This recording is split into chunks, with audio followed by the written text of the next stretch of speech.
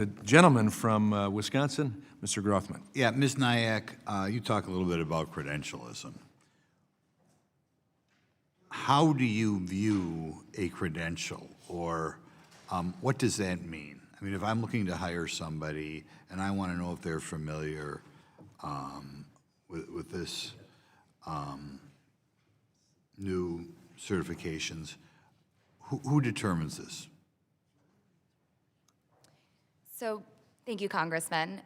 For the credentials that we're building here at OpenAI, what we're hoping to do is create several credentials, an AI Foundations credential, and then credentials that are focused on industries. And who runs these things?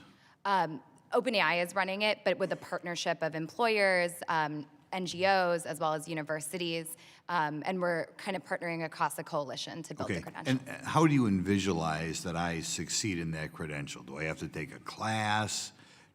Does my employer just say, Glenn knows how to do this, he does it very well, we think he's okay? I mean, credentialism is always a potential problem, I think. I don't like it, but I just wondered how, say, 5 years from now, how do you get an AI credential? Going to college, being trained at work, how do you visualize that?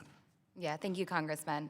The way that we think about credentials is we have a course that's structured and it's actually accessible on ChatGPT. So ChatGPT is actually taking that curriculum, personalizing it to the user, understanding their needs, and then it's actually judging them on their ability to retain the material, similar to how a teacher would in a class. The difference is that it's immensely scalable because anyone can access it and it's personalized to them. And therefore, it's something that is unrelated to, say, well, we have a formal college degree today. It could actually be related. So a lot of credentials. It wouldn't have to be. I'll put it that way. It wouldn't have to be. Correct. It wouldn't have to be. Okay. I'll ask the other couple. We'll move over one. Do you think we need more credentialism in this field?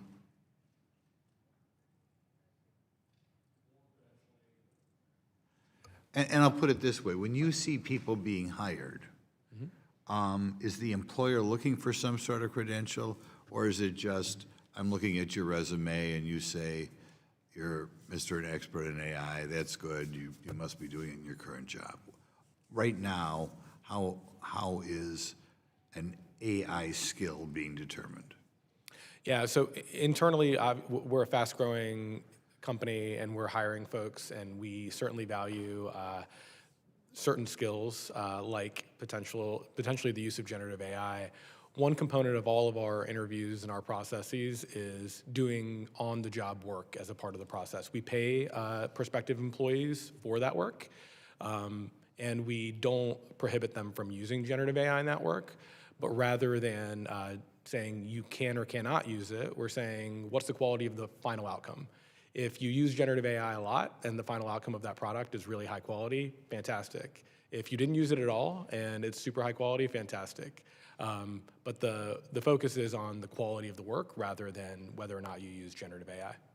Okay, so there's no credential right now, and it doesn't affect how your business operates. Mr. Frazier, same questions down that line. Yeah, so something I think that's important to add to this conversation, Congressman, is the importance of thinking about alternative ways for firms to experience bringing on a new employee, for example, through apprenticeships. Right now, we have about 600,000 apprenticeships across the U.S. I think we could drastically increase that number to make sure that folks have an on-ramp to demonstrating and showing their capacity of certain skills. I'd also argue that in this context, we always have to be asking, compared to what? Right now, our main credentialing approach is through four-year universities. I'm not going to talk about my own curve that I have to apply to my tests, but I'll tell you that at other universities, you will find at the end of the term, a professor has one of two options, A or B. And so when everyone has a 4.0, it's very difficult to assess if that 200 grand in higher education was worth the signaling costs. Okay, now I'll give you another question. On AI, as we generate things, there can be a viewpoint with what is generated. It could affect how one looks at religion, it could affect how someone looks at politics, it could affect how someone looks at history. And one of the things that scares me as people get a hold of this, that you'll affect, or you'll push a politically correct view on all these topics. Is this a concern, and how do we deal with it?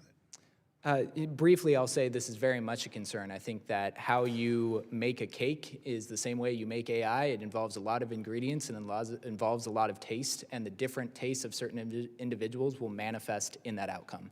The best way forward, though, isn't to impose certain top-down views on what models have to do or what they must be trained by, but in my opinion, fostering competition in the same way you walk down a movie aisle and you can find a movie for every taste or for every genre.